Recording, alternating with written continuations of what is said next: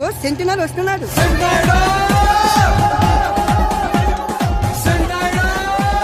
సుబ్బు తొట్టి గ్యాంగ్ తోటి ఆటలు ఆడొద్దాను కదంటరా, అది అసలు నా పొలంలో ఆడొద్దాను కదా. ఎరా 10 పాట లేదా, ఒక్కొక్కడికి 7 గాజులు వయసు వచ్చింది, అయినా గాలి తిరిగి మాలేదు. ఎలాండే ఏం చేయాలో నాకు తెలుసులే. ఇంకోసారి ఇక్కడ కనిపించారంటే గరిమంటి ఇచ్చుకుని ఈ ప్లాన్ తీసేస్తాను. ఎలాండే మేము వెళ్తాంలే, నువ్వు వెళ్ళి ఆకుమడి తడెట్టుకో, ఎండిపోతుంది. మాకు తెలుసులేవా తడెక్కట్టుకోలో. వెళ్ళరా. ఒరే సుబ్బు, రాను రాను మన అందరికి చులకనైపోతున్నాం రా. వాడు నీతో పెట్టుకుంటే కర్పూరాన్ని నెత్తి మీద ఎలిగించుకున్నట్టే.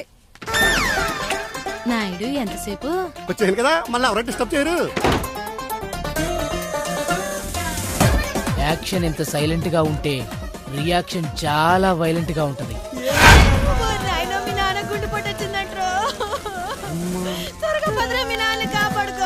వాడి తల మీద నేను కర్పూరం వెలిగించాలనుకున్నా, సుబ్బుగాడు ఏకంగా కొరువే పెట్టేశాడు.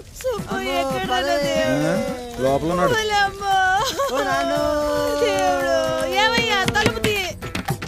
ఏంటి బంగారం నువ్వు ఇలాగొచ్చా? గుండె నొప్పి అన్నారు కదా, ఇక్కడ నీ ఏషాలు చూస్తే నాకొచ్చేలా ఉంది. ఇంట్లో ఏడలేనోడు ఊరంతా ఊడుతానన్నాడంట నీలాంటోడు. లోపల ఎవరున్నారు?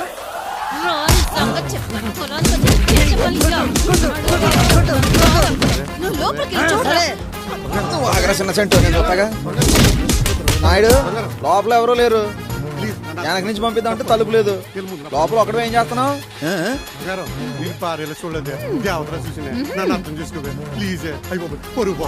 ఈ ఏషాలకేం తక్కువ లేదు. సాయంత్రం ఇంటికి రా చెప్తా.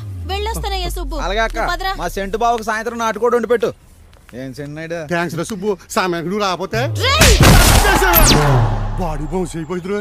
మనలో మనకేముందిలే నాయుడు, కాకపోతే నువ్వు పొలం వస్తే ఫీల్ అవుతావు, పేకాడితేనే కోపడతావు. చిచ్చి ఈ రోజు అన్ని మానేసాను రా. నీ జీవితంలో నీకు ఎప్పుడు ఏ హెల్ప్ కావాలని అడగరా.